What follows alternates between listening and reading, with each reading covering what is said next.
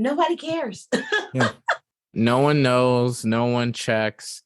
I can honestly say that as soon as I went on to college and got my bachelor's, no one has ever. People don't even think I have a GED. Like, unless I bring it up, everyone thinks that I did all kind of AP classes and stuff.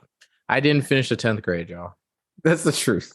What about the accomplishment that when others hear it, it's the one that's most likely to get the or wow? When I tell them I got my PhD at 26 and that I finished in my program the fastest in the history of the program and the youngest. And what is your PhD in? Computer and Information Systems Engineering. Welcome to 365 Brothers, the podcast. Thank you for listening. I'm your host, Robin Shine, and get ready for another episode where I introduce you to another amazing, interesting, intriguing, and inspiring African-American man from the United States. They come from a variety of professions, various parts of this nation, and all of them bring their wisdom. So, chill out, relax, and listen in. Make sure you follow us. We're on Instagram at 365brothers. Also, you can go to 365brothers.com/Linktree, LINKTREE, 365brothers.com/Linktree. You'll find links to all things 365 Brothers, as well as links to anything Robin Shine. Again, thank you, and let's listen in. Our guest today is both a software developer and in marketing. His business is to take emerging technologies and use them to grow existing businesses. So he's right on that intersection. By the way, he was named a 2021 Project Voice AI Pioneer of the Year Finalist for his work creating multicultural voice experiences. His flagship project, which is on Alexa, Fire Stick TV, is called Other America, Your Choice. And this is basically a first-person audio drama. It is created by marginalized creators on Alexa. It is for marginalized communities. And it is, in short, a choose-your-own-adventure style audiobook. So you definitely want to check this out. And The Other America, it was voted a 2021 Digital Book World Award for Storytelling Voice AI of the Year finalist. And what does he do in his free time? He loves to introduce middle school students to coding and conversational design through virtual camps and after-school program partnerships. And these program partnerships to bring coding to young people, that is his passion project. In addition, if you want to know about his business MB Usable Security. And what his team does is they help increase revenue by improving customer retention, marketing, and product innovation. When it comes down to it, we got a smart computer guy who figures out how to help business. So I'm happy to talk to a brother who's in this AI world from a knowledgeable place, from an expertise in that arena. We are having a conversation today with Dr. Paul McNeil. Welcome, Paul. Hi, thank you so much for the invitation. Glad to be here. Pleasure is all mine. So is there anything you'd like to say to the listeners to help them get to know you better? Let's see. I change my hometown based on who I'm talking to and where they say they're from. And the reason that I do that is because I grew up and we never really lived anywhere for more than 4 years at a time.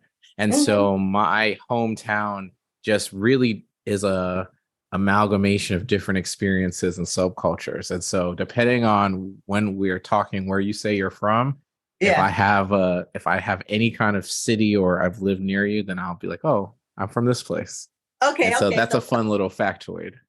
If I said to you, yo, I'm from New York, where you from? I sound from Brooklyn because I was born in Brooklyn originally. Okay. All right. But we left now, when I was about 4. And so They don't really claim me like that, but I claim them when it's convenient. Hop on I the A or the C. I want to claim Brooklyn, and I wasn't there but for like a weekend. Okay. Yeah. But it just feels cool. I loved it. The vibe was hot. Anyway. Yeah, it's a cool vibe. Okay, last one. If I said, I'm born and raised right here in LA County, what about you? I would say I didn't actually live in LA, but my brother went to school in Riverside, and so I would come out there and visit him all the time. So I've been to LA quite a bit, actually. We hear the marketer in you. I already hear that you're like, how can I connect? How can I connect to you? I already got that. See, I always have an idea of who the person is by the time we get to the end, but I see you already. I feel seen. I love it. All right, so let's jump in. First question, favorite song or movie, either now or all time? Okay, one of my favorite movies of all times would be Remember the Titans. And I have so many positive associations with that movie as far as like working hard, the grind, being tough. I really love a lot of Denzel's speeches in that movie. I've seen it a ton of times. And also growing up as a Black man, and despite what my voice sounds like, I actually have been in the South since I was about 10 years old. So growing up in the South as a Black man, I could relate to some of those scenes where he was talking with the student Petey, and trying to be a little bit tougher on him because he was like, hey, life is going to be really tough on you as a Black man in the South. And so it's just a movie that no matter how old I've gotten, I just always love to circle back. I can always feel inspired watching that movie. What stands out as either a recurring or a single rough experience that you had that has you resonate with Denzel's speeches to Pete? See, we're going to get a lot of good stuff for that question. So I was actually homeschooled for a majority of my time before college, from about 5th grade until college. And so for me, there was always a sense of, am I at the level that I need to be at? Because I didn't know, right? I mean, being homeschooled was really freeing in that I was able to explore and navigate materials at my own pace. I was able to kind of control my education at a much earlier age, I think, than most people ever get a chance to do. But there was always this, do I know enough for what I'm supposed to know in 7th grade? My friends are talking about AP classes. I don't do AP classes. Am I reading enough? And so I always had this sense of like, I need to do more. I need to make sure that I'm on par. And so those speeches kind of resonated in that, where I did feel like that, not only from the comparison between, Black and white in the South, but also just being someone who was homeschooled as opposed to going to school. You always aren't sure if you're a little less than or not as far as your abilities. It's not customary for me to speak with African Americans who are homeschooled, or Black parents who've chosen to homeschool. What had your parents choose homeschooling? 2 things. One, both of my parents were actually formal educators. And I think that's how some of my passion project is in education, just because I was always around it. I mean, I was grading papers at like 6 years old. Okay, I could put a 0 on anyone's paper and not feel any guilt whatsoever. But my dad was a K-8 teacher at a small school. I think he also did the principal teacher thing for a little while. And then my mom would teach special ed as well as the university level at one point. And she was a trained audiologist. And so between the two of them, they were like, hey, we can do this. The other catalyst for that was in the beginning, I actually went to a private school for about K to 4th grade. And around that time, there were some racial undertones that were happening at that private institution. And so those things weren't being rectified quickly enough. And so my dad pulled me out and said, hey, we're just going to go ahead and do this thing at home. We're already struggling to pay all this money anyway. So one of the things that was going on was that they had trained Black educators serving as teachers' aides as opposed to giving them their own classes. And then they would have teachers from the wrong grade teaching. So like they have like a 6th grade teacher teaching kindergarten when they had a early childhood master's degree person, primary care teacher as her teacher's aide. And they would not give that teacher her own class. There were little things like that were going on at the time. Things to do with the Black students not getting put into accelerated classes or being skipped up in the same manner or fashion, even if it was just for a subject. Those are the things that I kind of remember offhand. I was younger, Yeah. so I'm sure there was more, but those are the key things that I kind of always stuck out to me. Yeah. In general, our society, we want to have those kinds of things in our minds be the 1960s, maybe the 70s, certainly not the 90s or the 2000s. So I appreciate you sharing that and reminding us that schools are still struggling. What is a favorite moment from your childhood? This is something that I often think about fondly when it comes to my childhood. It's kind of a two-parter. And so at one point we lived in the Midwest. That's where my accent is from. We actually lived in Ohio at one point. And in Ohio, we would, in the summers, go to the library and we would check out a ton of books. My dad used to have this rule of like 7 books. You had to get 7 books. You had to get like 2 on grade level. You had to get 1 above grade level. You could get 1 below grade level. And you had to get a nonfiction book. And then you could have a just for fun book. And that was every week in the summer. So those trips to the library were amazing. And then when they would have like the summer reading list and competitions in the library, I would always win. I would always finish like in 2 weeks because I just read a ton. But when we'd go to the library, it was also near the section of the Underground Railroad. And so sometimes we would walk on that. And it was just like really beautiful. I just remember like the creeks and stuff like that. And that was something where as I kept reading and got older and started reading books like Bud, Not Buddy and stuff like that, I was like, oh man, people like me were here and were on these trails and stuff like that. And so that's one of probably my favorite memories from childhood. That is really cool. So you said 7 books a week? Yeah. I'm sorry. But the reason I made that sound is like, and you were wondering if you were on par. Okay. listen, I didn't know. I didn't know. Yeah. Okay. We had math problems we had to do every day also. So, what? Yeah, absolutely. Okay, people, listeners, what does it take to have a child become a master at computer programming and marketing and la, la, la, la, la? You want a coder? I'm just saying, participate, set some standards. High bar. Listen, high bar. I had no idea everyone wasn't doing that. I'd come back to school and be like, oh, didn't you guys have to write 2 book reports every week? No, just me? Oh, okay. Oh, man, and some people, and I want to apologize for any trauma that's being experienced in my listener.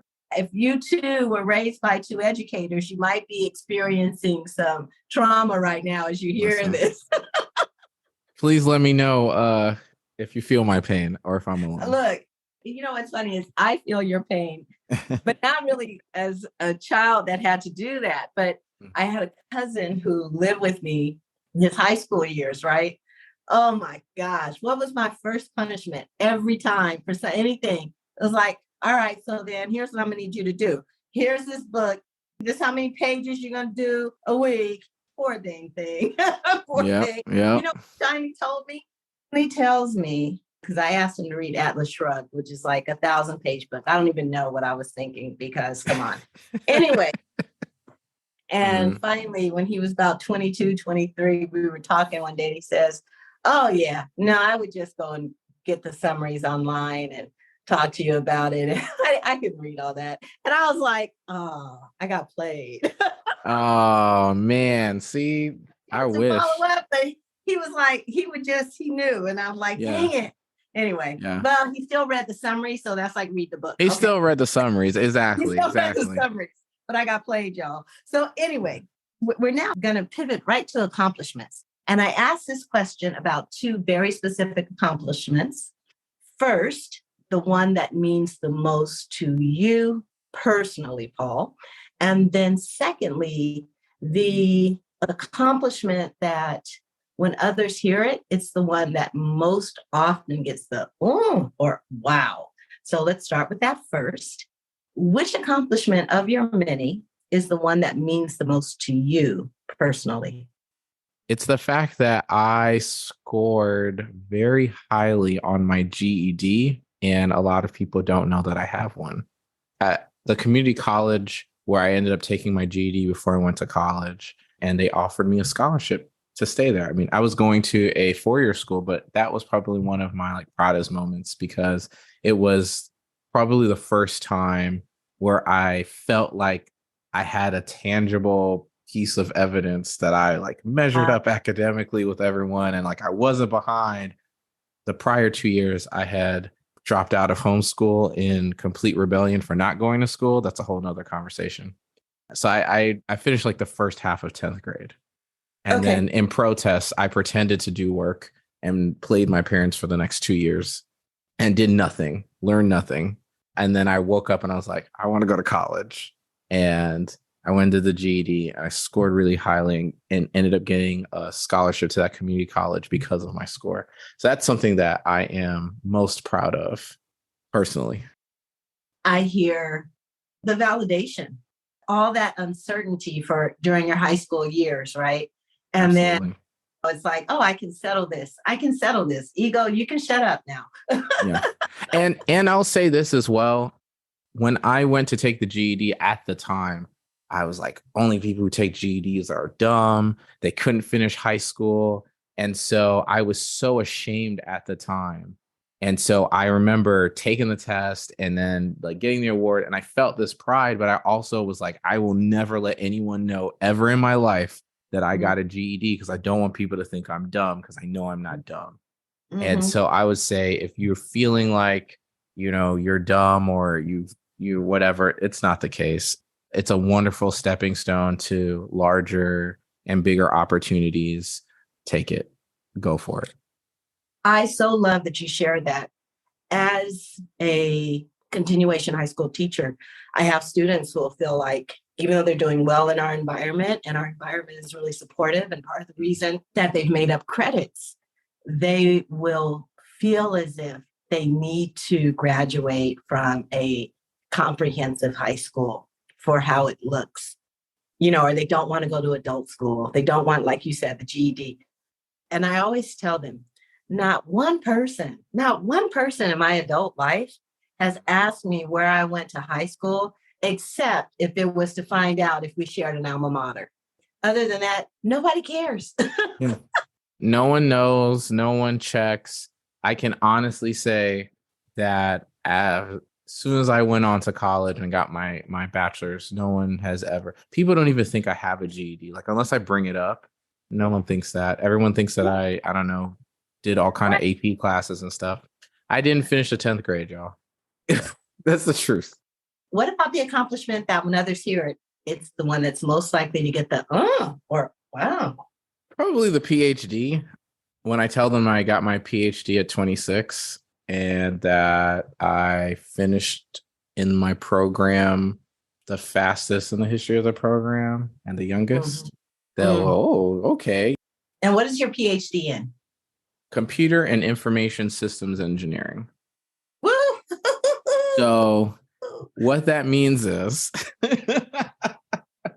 that I am trained in applying system engineering principles, which is just kind of like the scientific method for working on projects, to computer software systems.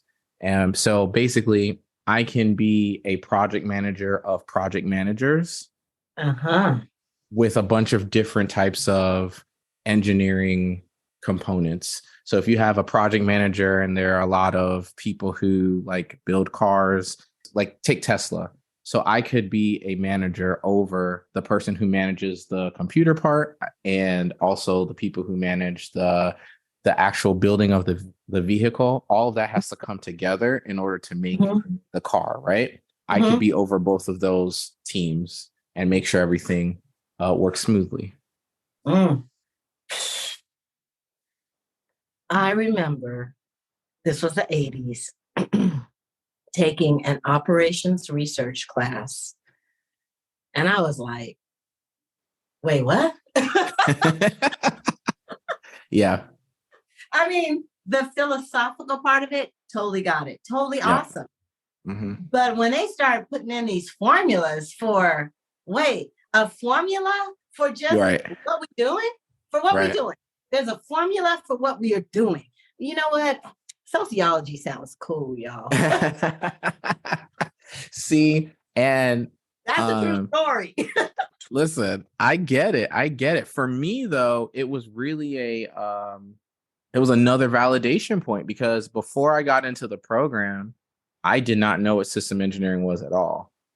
I never heard of it before. So what happened was my undergrad degree is in math, like pure mathematics, like beautiful mind type mathematics. Oh my gosh. See, that one right there for me. Pure mathematics for a bachelor's? Are you kidding me? Are you kidding? Ooh. Listen, I did all of that. I used to tutor. That was my hustle. So in college, my hustle was I would tutor. So I would tutor all the pre-med kids who hated math. I tutored all the math classes. I think except for maybe 3 of them. 2 of them was because I took them senior year, second semester, and 1 they didn't offer while I was a student at that school. But I tutored all the other math classes. And my senior year, we were in this class, and I started to ask questions like, well, when would we actually use this? And if you're going to do pure mathematics, you can't think about the application. You have to just think about the problems and the math and all of that kind of stuff. The theoretical. The theoretical. So my minor was in computer science. I thought, okay, I need to do something more applied. And that's when I went and did my master's in computer science. Each of those disciplines are very different. Math, you're like, how would you do this? And if we can have a conversation philosophically about how this works and move the numbers around, that's an A. In computer science, you need to be able to have that same conversation, but also produce code that works. So when I started in that, I'm coming in like, I understand these computer science concepts, but then my code doesn't work. And then no one cares. And then they go, if you really knew what you're talking about, this code would work. And so my brain has always been, okay, but how do I piece this together? And how does this fit with this other thing over here?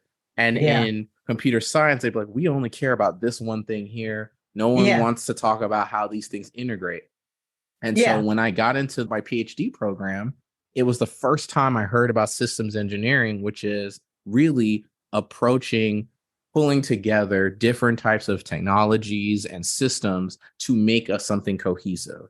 And so I was like, I am at home. This is what I'm talking about. So when I started learning those new formulas and started learning about these different operation procedures and things like that, I thought, this is amazing, because I always felt that there was something that you should do in terms of integrating and pulling things together to make something new. But I didn't know that there was a process, this formula. Like, I make these checklists already, but if I do it this way, it's, things can go a lot smoother, or I could finish this much faster. So for me, it was really another validation point, similar to that GED moment. Wow. I love it. Because what I hear in the background beyond the validation is a joy in being able to apply your intelligence. You know what I mean? A joy in knowing that you understand, that you get it. Yeah. It's a joy in understanding. It's a joy. It's just exposure. And that's something that I believe really motivates me when we talk about some of the coding stuff that you mentioned earlier that I do. I realized a lot of times our Black boys and Black girls as well, it's not that they're less intelligent at all. If anything, we're actually maybe more intelligent, because we're always able to succeed and make things work, even with at a hindrance. We're generally not on the same playing field and still have to produce at capacity, and we still succeed. We're able to really thrive, but it's the exposure. I was never exposed to systems engineering, whereas a counterpart may have been exposed much earlier. If I had been exposed to coding in a real way, I dabbled with it when I was a 10 or so, but I didn't know I was coding. I thought I was just doing like a game. But if I had known and was kind of given those resources in high school, when I was skipping class and dropping out of homeschool, which all I had to do was walk to the dining room table, it was ridiculous. But I could have been coding that entire time and really honing my skills. But I didn't have that exposure. I didn't have that network. And I didn't know anyone who made software, which is what I really wanted to do. Anytime I would tell people that, they would say, well, this person's really good with computers. And this is definitely no disrespect to the tech people who fix computers and stuff because it's needed. And I did a lot of that work myself, but it wasn't what I was trying to do. But that's all that I knew. And so people would say, oh, you don't need to go to college. You can just learn how to fix these computers and you'll be okay. And I was like, well, I want to make the software that goes on the computers. And so it's that exposure, it's that access to the communities and those networks that can make children feel like they are not up to par and can have our society view our children as being subpar, which is not the case. I have a friend of mine, Native American and Latino, and he went to school, I don't know, 10 years before me. And he talked about how in Los Angeles, they suddenly got this money, like after the end of desegregation and that they were trying to integrate some of the, honors and AP classes and all that, right? And so he was sharing a story about a counselor coming down the hallway in high school and saying, hey, you're going to be in, and he just got put from this regular class into these high performing classes, but it was, at least this was his impression, what he came to believe, it was just about putting people of color in those so they weren't all white, right? So having that story in the background, listening to you, I remember I was in school when my high school got its first computer programming class. And I was put in that class because I was a high performing student. But I was the only Black person in that class. And there were many other Black people in school. And I want you to know that the thing that I actually got right now is I actually went through school thinking that I had something better than, like more knowledge than was more appropriate for that course. And that's why I got in. But I'm just adding all this stuff right now. And it's like, no, I think it was just because they were like, we can't have it be all white. Well, who can we put in there? You know what I'm saying? And maybe that's not true, but the bottom line is your point about exposure. I have no idea how many of the Black students, not just my friends, but the Black students at that school would have excelled in that course, would have enjoyed that course.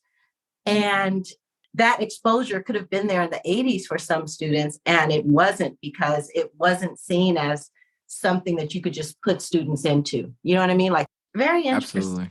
Let's talk about words. What's a favorite quote, saying, metaphor, or book, and why? This is going to go back to those summers. Okay. Roll of Thunder, Hear My Cry. I feel, is that banned now? Is that one of the banned books? Please. I can't keep track. But Roll of Thunder, Hear My Cry was something that I read multiple times, as well as the prequel and the sequel to them. Let the Circle Be Unbroken, I think, was the prequel. No, that was a sequel. And then the prequel was Song of the Trees. Okay. Tell us about it. I remember reading it, but I have no recollection of what it was about. Zero.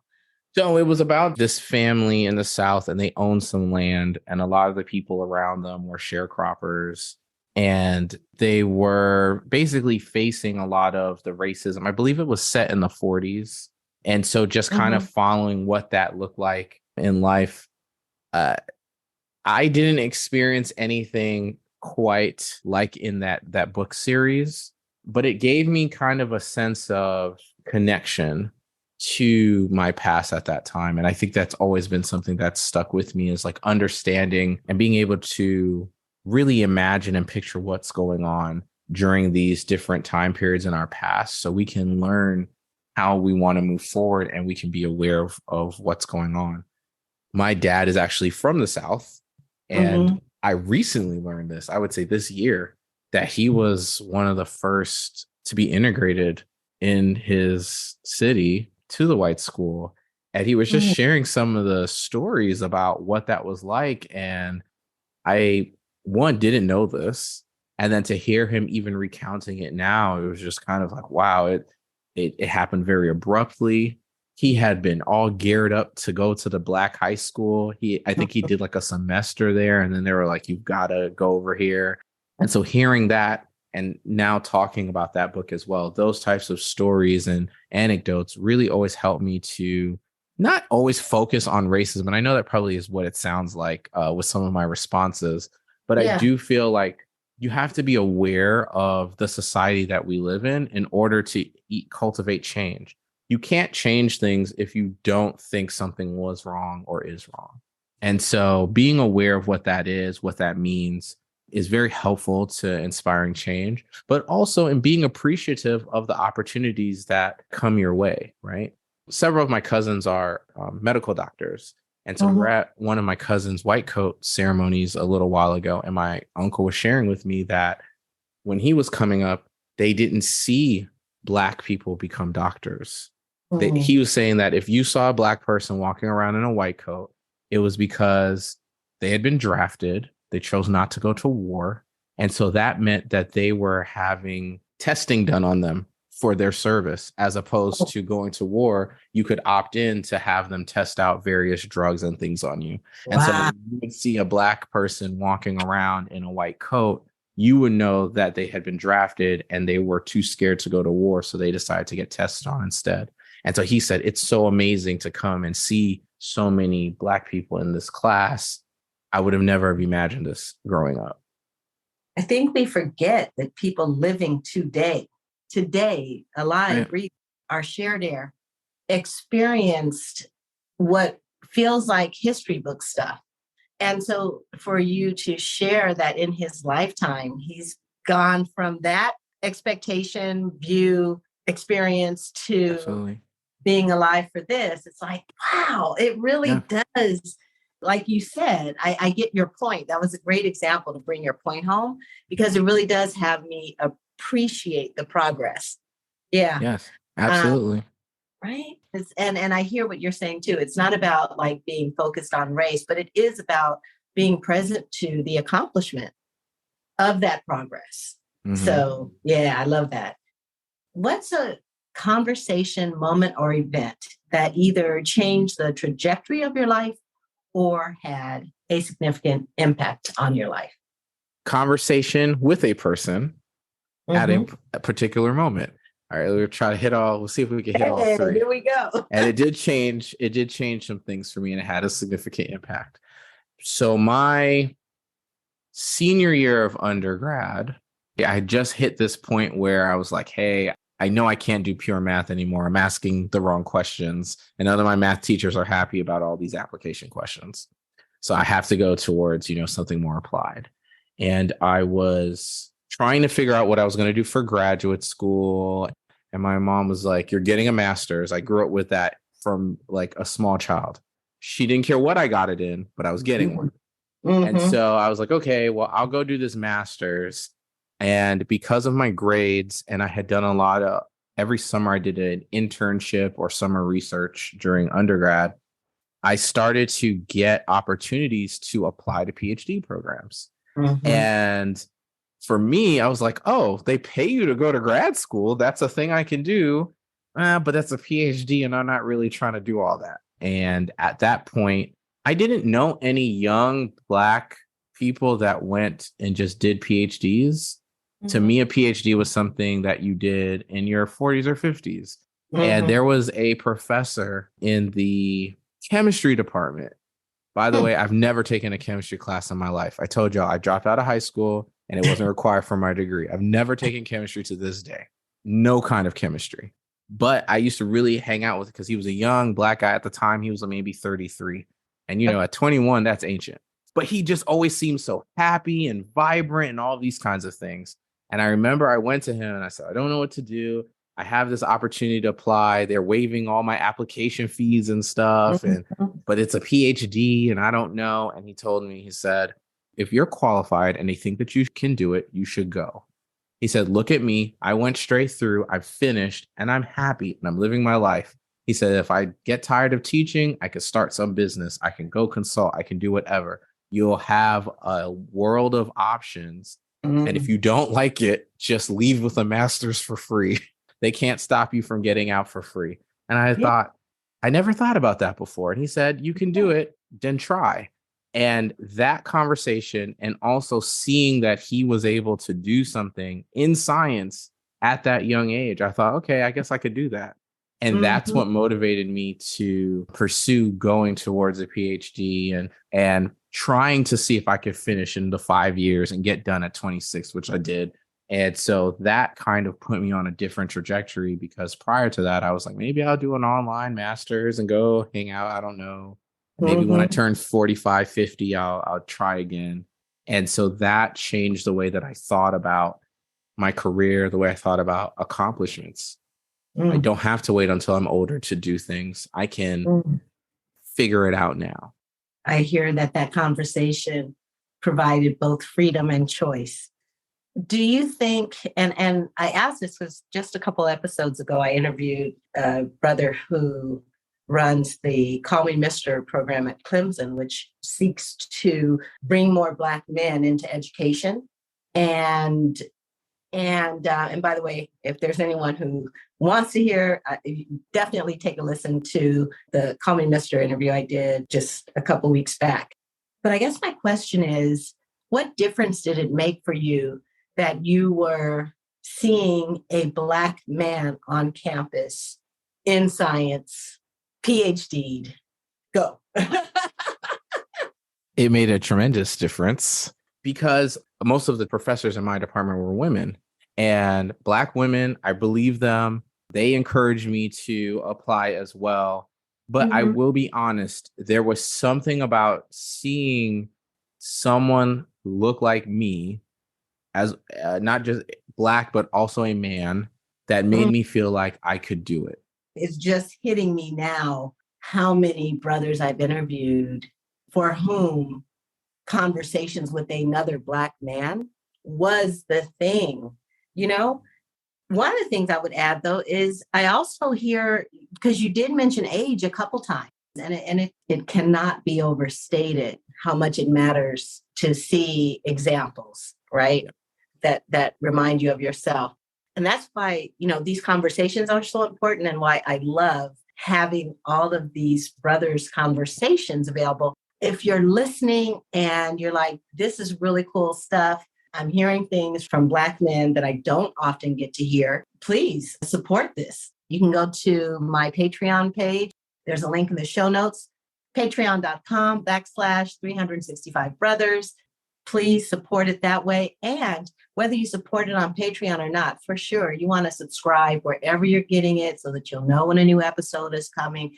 Your listening makes all the difference in having other people also find this show. Thank you in advance. So, Paul, what is a moment or event that either highlights or signifies your experience as a Black man in the United States? I have a bittersweet response to this. So I got my master's from Vanderbilt University before going on to TSU, Tennessee State University. But before that happened, in that summer, when I got my master's, before I decided to go to do my PhD, I had kind of decided, hey, you know what? I'm not actually going to continue on grad school. I'm going to go get a job.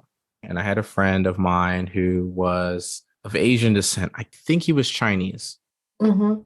He was going to all these different job fairs at the time because I was only kind of halfway sure I was going to do a job over going on with grad school. And so I said, well, I don't really want to do a bunch of coding interviews, right? I just want to get a job and figure out what I want to do with my life. And he said, you should apply to this job in a certain location. I just did interviews with them. They just talked to me about what I'm interested in. They didn't ask me one technical question at all. They're just happy that you have a degree from Vanderbilt. And I said, that's amazing. I'm going to do that. So I submitted for my resume for an interview. I get called back. At this point, we're just about finished. So we know what our GPA is. We know we're finishing. So I'm feeling very accomplished. I go to the interview. They have me sit in a room, and we're doing rounds with different teams to see who would want to maybe do a follow-up interview with me. I think I did about 4 sets. So I go through these interviews, and the second to last interview, was for this team. And this older white gentleman comes in. He opens the door. He looks at me. And he says, oh, I'm sorry. He closes the door and walks back out. Then he comes back in and he says, Paul, because, on paper and my name and my voice on the phone, I don't really sound very traditionally African-American to many, right? Yes. And so he comes in, oh, are you Paul McNeil? I said, yeah, that's me. He's like, you're here for the interview? Yes.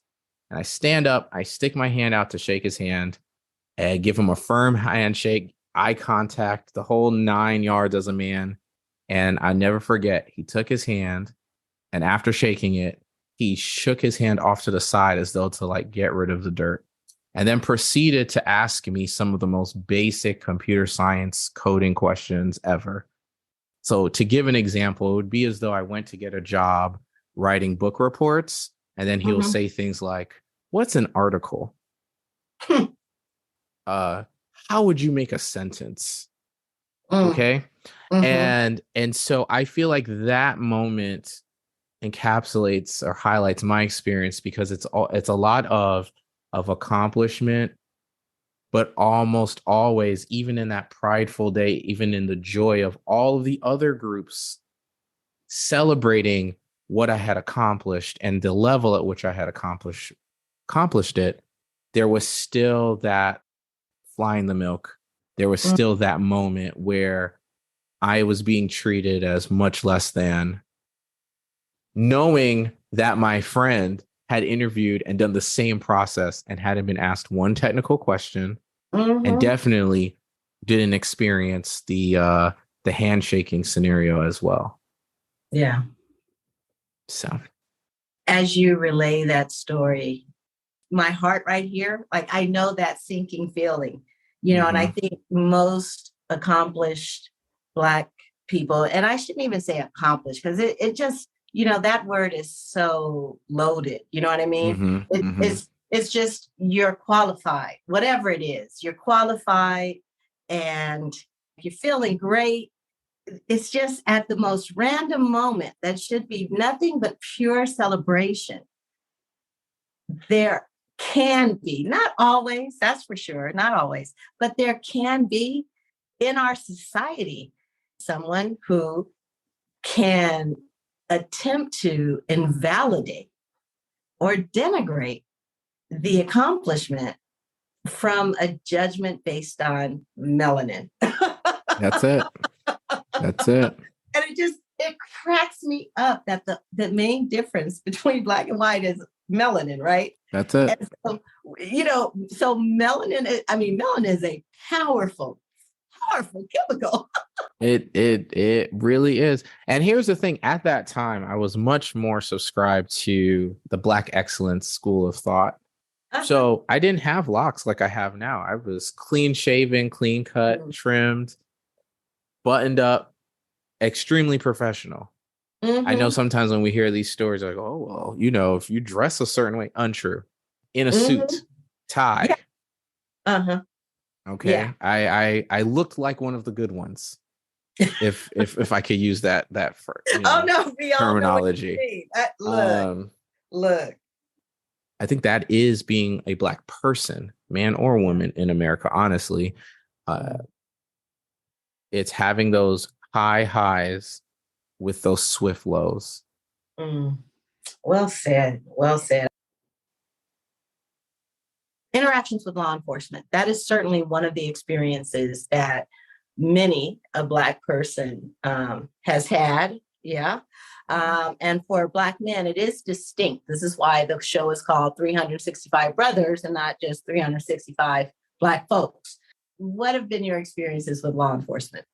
So I've had positive and negative experiences with law enforcement based on how I grew up and the things that I experienced happening to people around me. One of the things that I would do, especially when I was in graduate school, was make sure that if I was driving out at night, because I'm in Tennessee and Nashville is pretty liberal, but when you get outside of Nashville, it's Tennessee.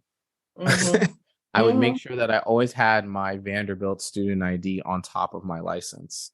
Not because I didn't want it to be the most convenient or something like that, or I used my Vandy ID that much, but because when I was pulled over, I wanted it to come out first. So when the cop looked at it, he knew like, hey, he might know someone or he might be connected and would treat me a little bit differently. And I did that for a while. even after I went to TSU, I had my old Vandy ID. And I remember a couple times, one or two times when I didn't do that. And I got a very different attitude than the times that I did. Wow. Can you say a little bit about that? Sure. So they were all speeding tickets because I used to speed a lot when I was in like 2022, 23. I'm getting paid to go to school. I don't have any debt. I have my little two-door. You know, we hitting 100 on the highway every time. 90, Okay. 95. Okay. And in a 65, 70. And so I would get pulled over a lot. And so there were times when I did the grad school trick, you know, the card trick, and oh, well, you know, you were speeding, and I still get a ticket. Don't get me wrong. Yeah. But the attitude would be so friendly and like, hey, it happens, be better with that foot, you know, so forth and so on. The time that I didn't have it, it was almost as though I was a criminal. It was almost like he wanted to pull me out the car and search. And I sped just like I had sped any other time. And I remember looking at I was like, what is this treatment? I'm not. And then I realized I pulled out a TSU ID card that time on top of my license because I had just used it for something. Very different treatment. But I will say as well, like I've had positive experiences even around and heading to TSU where I was pulled over. I got, you know, a warning and it wasn't any kind of an issue. So those would be my two. I'm always prepared to be pulled over or to be addressed by a police officer who may be problematic, even if they're not. And so then I'm happily rewarded when they aren't, and it's cool. But I'm always just prepared. Muhammad Ali, there was this YouTube short that I saw a couple months ago, and he was doing an interview. The person was basically saying, like, do you hate all white people or something like that? And he said, if you had 1,000 rattlesnakes coming to you, and I knew for sure that 100 of them would not bite me and harm me, and there was a door that I could close, should I leave that door open and assume that that's the first 100 that's coming through the door? Or should I close it and just assume that they're all going to harm me? Sure, I'm paraphrasing. I'm sure I'm not saying it exactly the way that he did. But that has always kind of been my approach when it has been dealing with law enforcement. I'm going to assume that you're a dangerous rattlesnake until you show me that you're not. And then we're both happy and a wonderful experience. But there's always that initial, this rattlesnake may bite me. I think it's stunning, and you're not the first to say this, but it's just stunning that brothers have to, I won't say have to, but that there are these gimmicks that have to be done to make sure you don't get the Black treatment. Because I'm just going to translate it that way. It's like, okay, I'm going to put my Vanderbilt on top so I don't get the Black treatment. You know, and for some people, it's how you dress, or it's how you talk, whatever it is, that there are these things that we do, all of us, so that we don't get the Black treatment. Absolutely. And we're taught it at such an early age. Another quick little anecdote. Sure. So yeah, I have some friends and some white friends from, grad school and so forth. And I remember we're watching something, and in it, marginalized person was doing something that was suspicious in a store. And I remember saying, oh, this doesn't even make any sense, because you know that you're not supposed to point at stuff in a store and then put your hand in your pockets, because they're going to assume that you stole it. And all of my friends looked at me and were like, what are you talking about? And I was like, everybody knows that from like the age of 4. Like, didn't your dad have that talk with you? And they were all like, what are you talking about?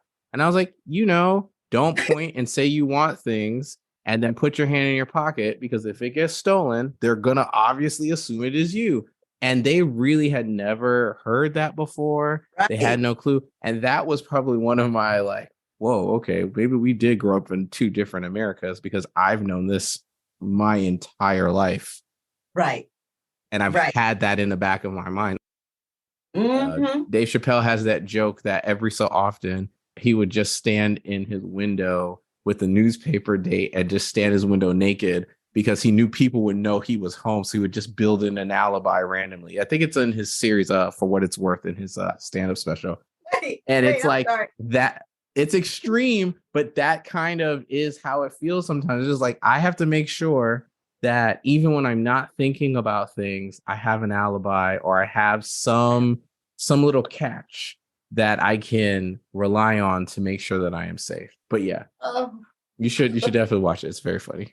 I didn't deliver it nearly as nicely. My dream, for anybody who's listening, my dream is to interview Dave Chappelle. That is my dream. That is my number one dream. Let's make it happen, Dave. I don't know. Yeah, right. Dave, I love you.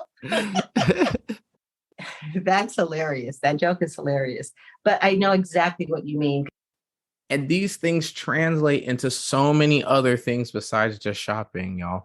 I remember when they've been pitching the whole, like, just checking out your stuff from Walmart digitally and stuff. And I remember when that technology first was coming out, my cousin said, but how will you have a receipt to prove you didn't steal it? Mm-hmm. And I said, the people who made this don't deal with that. That's why I didn't think about it.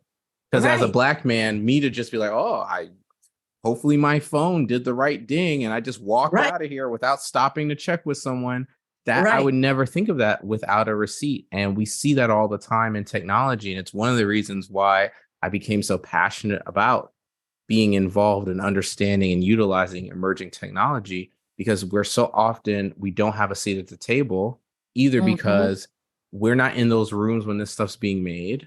So we can't voice those kinds of concerns. We can't cause them to think about things from the beginning, or they try to like retrofit it afterwards. So you think about self-driving cars, and even before self-driving cars, the Xbox Connect, because I'm a little bit older, y'all. So I remember the Xbox Connect came out. Black people were not recognized on Just Dance until the upgrade. Wow. And then you would say, okay, well, that they learned from their mistake. No, what is it? 7-8 years later, when the self-driving car starts to come out, now same situation. It wasn't recognizing, because we're not always in the room. We're not often, technology is not generally made with us in mind. Even though we keep Twitter going with Black Twitter, we changed the way that was not made for the Black community. Right. And I just want to say, because you mentioned the self-driving cars, and probably most people know this, but just in case they don't, what you're pointing to is with the self-driving cars, they didn't recognize Black people as pedestrians, right? Right. I mean, that is a mortal danger. And we're not in the room for that. Right. So I so appreciate that. In fact, this is a great time for me to have you share a little bit about your passion, which is your coding project. So why don't you share a little bit about that? Yeah, sure. Thanks so much for this time to talk about that. So I've created a program. It's called One Cool Blurred. So that's Black nerds smushed together. One Cool Blurred's App Dev Juniors. And so this program came about very organically. As I mentioned earlier, my parents are educators, and I have several friends who are also educators. And actually, my friend was teaching a K-8 school, and we were catching up, and I was telling her about some of the coding camps things I had done during graduate school. And she said, wow, I wish you could come out here and do this for my students. I really want to expose them to coding. I think this would be something that was great for them. But y'all, LA, Compton, California is expensive to host somebody for a week. And so she was like, we can't do it. It's not in the budget. And I said, okay, well, what if I made a series of videos and then your parent, teacher, volunteer could just play the videos? They can work through these activities. And if she gets into any problem, she can just text me or something like that, and we'll, make it work. And that was the very first iteration of the App Dev Juniors program. And so we did that. It went really, really well. And then I just started to mention it to a few other people that I knew who worked with churches and a couple after school programs. And it kind of organically has built. And so now I've been doing this for about 4 years now. So that was in 2019. And so far I've been doing that. And so I've been partnering with churches, nonprofits, after school programs, people who work with at-risk youth. And what we do is we expose students to basic coding concepts by helping them make real projects, things that they can actually own. So they learn how to make Android and iPhone apps like games. Nice. We also introduce them to conversational AI. And all that is understanding how to make chatbots, the chatbots you see when you go on different sites, and how to make things like Alexa voice apps, or they call them Alexa skills. It's just apps for Alexa, or for, it used to be Google and some other things like that. And so that's a very growing field, and we're not always in that conversation. And so the idea is that we get this exposure to kids who are ages 10 and up, and we allow them to make real things. We teach them how to use these platforms. And then last year we rolled out a mentorship program, and I think we're changing that name to the Paid Teen Coder program. And the idea there is that we're going to not only introduce them to the concepts, but we're going to help them learn a little bit more advanced stuff so that they can go out there and either start working for themselves and finding customers to make basic apps and codes for, or they could at least go out there and start getting internships in their community, whether it's starting off for free and then getting it to turn into a job, or just starting having it be a paid internship from the beginning. So the goal is to have our Black and brown kids exposed at the age of 10 and up, so they can go out there in their high school years and try to work part-time. The average on the low end, a web developer working part-time remote can make $25 an hour. I don't know. I know there's inflation, but as a high school kid making $25 an hour part-time every week, especially if you're in a family where you have to put something on the bills, that is going to be a huge help. And so we want to do our part to help with that pipeline. I love this. The fact that you're making this accessible. Thank you. Students can sign up for the course online and do it self-paced, but we also work with educators to help them set up the programs themselves and then use our curriculum and our videos in the classroom. And so if you can manage a classroom, if you can click play on a YouTube video, and if you can check email, we can help you run an after-school program or run a coding camp. The goal is for non-technical educators to still be able to appropriately expose our students to this industry. I know I've got a lot of educators in my audience, so check them out. Well, here's our signature question. Yep. If the United States was a woman with whom you could speak, what would you say to her? We have one of the most toxic relationships I have ever been in my life. I know we can do better. I want us to do better.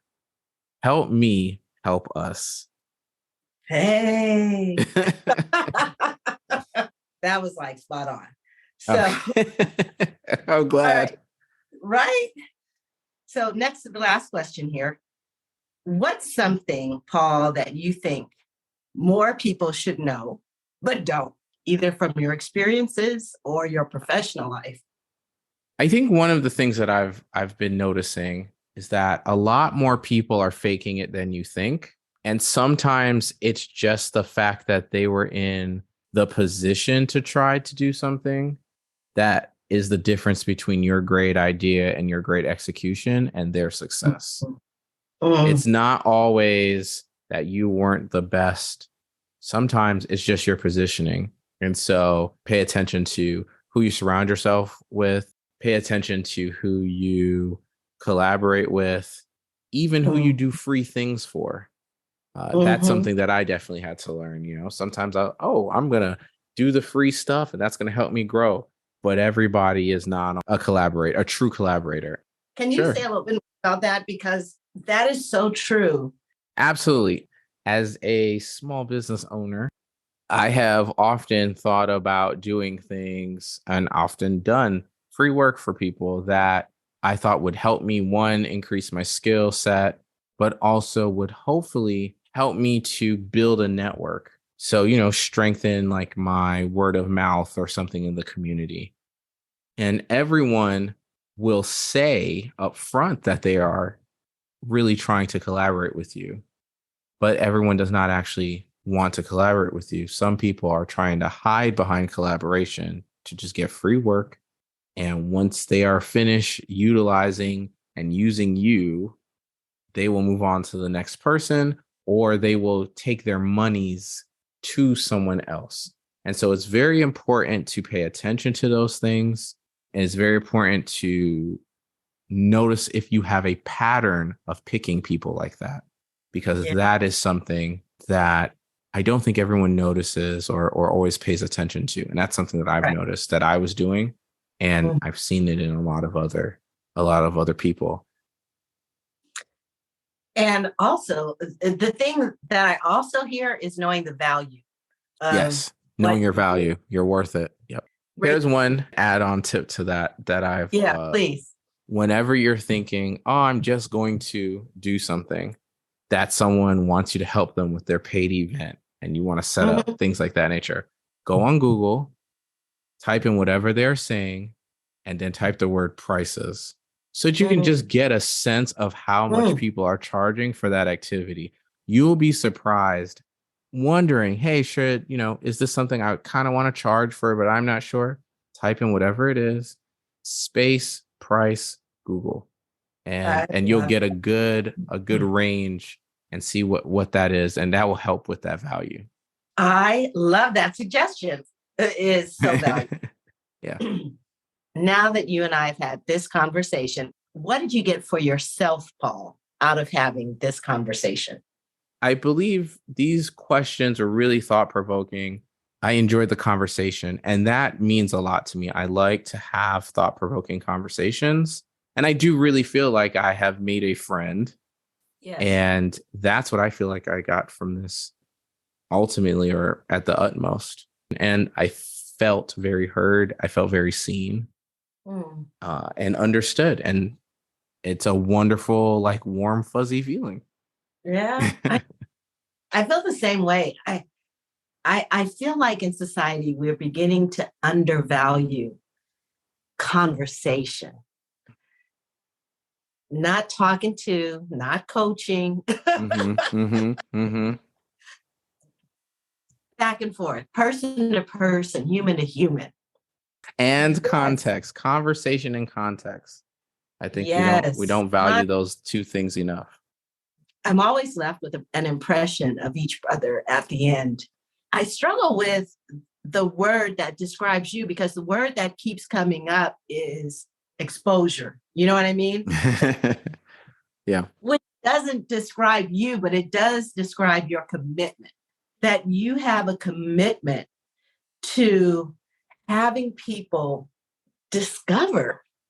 That's what I'm left with. That you are a stand for people discovering what's possible for them, what's available in the computer industry, not just for young people, but I hear your stand for all people. And that's what stands out for me, that you're committed to exposing and educating people on the emerging technologies. And absolutely. Yeah, and it's so fabulous because we don't have a Black face that we associate with mastering emerging technologies. We see a young, generally white guy, nerdy, flip-flops, a t-shirt and some jeans. And absolutely. And they speak in a way that we don't really understand them. Versus here you are, PhD in systems and computer systems and systems engineering, where they converge. And I can't wait to put your photo on the episode so that people can associate a new face to this emerging technology. Thank you for being a guest. Thank you for having me and those kind words. I'm welling up right now. Oh my gosh. Thank you. How to reach Paul will be in the show notes. Dr. McNeil, you'll be able to reach him, all kind of links in the show notes. But for those who might just want to hear it one time, where would you send them if you could send them to one site? To onecoolblur.com, so they could learn more about the coding program, and they'll see our socials there as well. And spell it for them for our auditory. Sure. Everybody. So for the auditory, that's ONECOOLBLERD.